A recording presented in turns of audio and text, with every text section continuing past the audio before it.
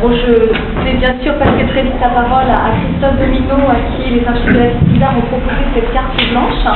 qui vous a donné l'occasion pendant 3 rencontres d'aborder différents versants de l'écriture sur l'art et de la critique d'art. Donc Christophe a invité ce soir Jacinto Lageyra. Je vais laisser Christophe vous présenter de façon plus approfondie tout de suite. Je voulais juste vous préciser, puisque c'est là notre dernier rendez-vous concernant cette carte blanche du moins, que les livres cités, enfin les auteurs évoqués dans les rencontres qui ont eu lieu et dans la rencontre qui aura lieu ce soir sont bien sûr à votre disposition sous la forme d'une consultation publique aux archives de la critique d'art à Château-Giron. Donc vous êtes bienvenus pour prolonger, je dirais, ces rencontres sous la forme de lecture, donc dans un second temps. Voilà, donc bonne soirée.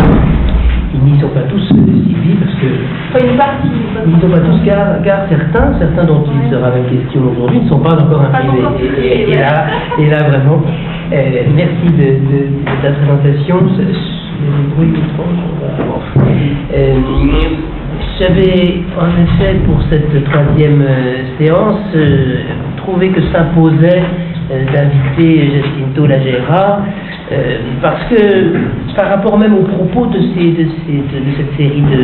d'invitations, le travail que Jacinto a produit récemment, son travail depuis longtemps, mais le travail en particulier qu'il a produit récemment, vient répondre assez précisément, assez exactement au programme que nous avions pu décider ici, qui consistait à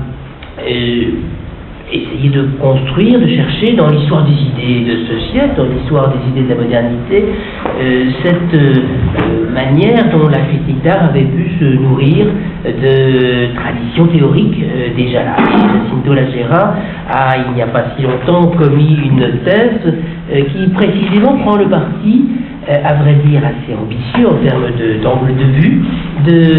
d'explorer, comme vous avez pu le voir, 3 espaces théoriques qui ont précisément, qui interrogent précisément sous l'aspect de ce que ces espaces théoriques ont nourri quelque chose, non pas exclusivement de la critique d'art, on reviendra précisément à cette question-là, puisque la question de la critique n'est pas du tout exclue de tout ça, au contraire, c'est peut-être même pour y venir que ce travail a été mené, mais je crois en tout cas que ce qui est vraiment intéressant là, c'est de voir que ce travail, alors dans la forme que j'en connais pour l'instant et que j'ai transporté avec moi aujourd'hui, c'est une thèse universitaire, donc ce qui est... alors donc les archives seront rendront bientôt disponibles, comme toutes les bonnes librairies et les bonnes crèmeries, une version éditée par la lettre volée de ce travail. Ce qui me semble intéressant dans ce travail, c'est cette manière qui correspond, je crois, à cette espèce de rêverie un peu foucaldienne qui était la mienne en proposant cette forme de cette carte blanche, de voir comment effectivement des sphères de pratiques théoriques nourrissent ce lieu singulier qu'est la critique. Et je crois que l'opportunisme que j'ai déjà revendiqué comme une qualité critique, encore une fois en le débarrassant du sens moral de l'opportunisme, mais en essayant plutôt d'y voir une qualité intellectuelle, je dirais, trouve là vraiment quelques ancrages très, très concrets. Alors, après donc les tours que nous avons faits du côté de la tradition américaine avec Jean-Pierre Cometti, du côté de cette chose abominablement dénommée comme étude postcoloniale avec François Vergès et Elvan Zagougnan, nous arrivons ici vraiment dans le terrain problématique ordinaire, je dirais, de l'écrit sur l'art dans la période moderne, puisque Jacinto Lageyra a construit cette espèce de champ d'influence, d'où le titre un peu provocateur que nous avons proposé à cette soirée, la critique d'art sous influence. Il a choisi trois champs, la psychanalyse, la sémiotique et la phénoménologie, sous l'aspect précisément des influences sur les théories des arts plastiques.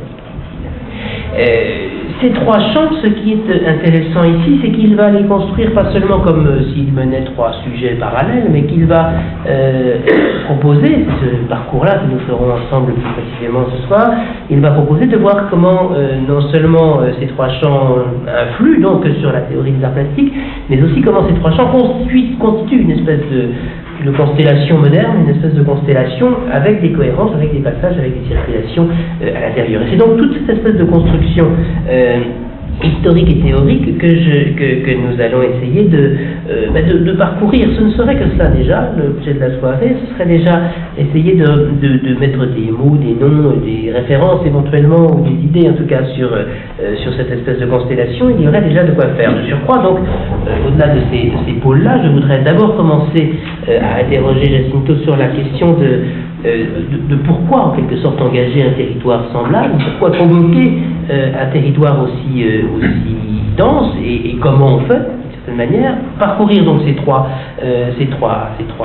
champs en voyant les relations qu'elles entretiennent avec lui, et puis parce que c'est peut-être là finalement la vraie raison de cette invitation, et puis voir comment cette constellation à la fois nourrit un travail de critique d'art, parce que Jacinto a décidément plusieurs défauts, dont celui de faire des thèses très lourdes, et celui d'écrire de la critique d'art assez régulièrement pour être dans un rapport donc double à la critique, à la fois dans ce rapport de source, dans ce rapport d'écriture, et de surcroît d'avoir rajouté au terme de ce travail-là un intérêt plus théorique pour la critique, puisque en quelque sorte la suite de ce travail Demen, Jacinto a publié ou a travaillé précisément sur ce champ de la critique, sur ce champ d'une pratique à la fois que tu connais comme critique et que tu interroges comme théoricien.